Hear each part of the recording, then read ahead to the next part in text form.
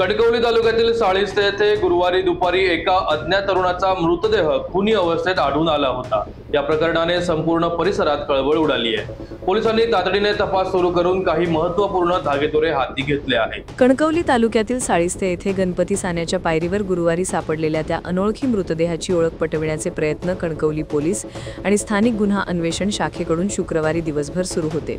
या तपासाअंती पोलिसांना हा मृतदेह बेंगलोर कर्नाटक येथील श्रीनिवास रेड्डी वय 53 यांचा असल्याचा प्राथमिक निष्कर्ष मिळाला आहे। मात्र तपास सुरू असल्याचे कारण देत पोलिसांनी अद्याप अधिकृत माहिती देण्यास नकार दिला आहे।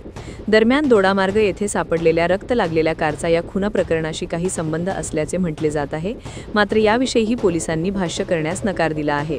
गुरुवारी दुपारी उघडकीस आलेल्या या घटनेत खून झालेल्या इसमाचे डोके व छातीचा भाग कुजलेला होता, तसेच शरीरावर धारदार शस्त्राचे वार दिसून आले।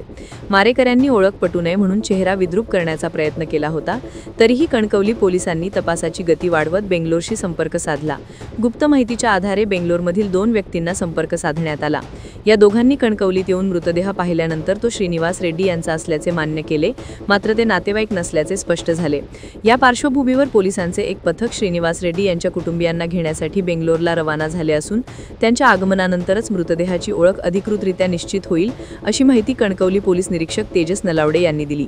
सध्या पोलिसांचे लक्ष मृतदेहाची अधिकृत ओळख पटवणे आणि खुनाचा सूत्रधार शोधण्यावर केंद्रित असून पुढील 24 ते 48 तासांत या प्रकरणात महत्त्वाचे धागेदोरे मिळण्याची शक्यता व्यक्त केली जात आहे।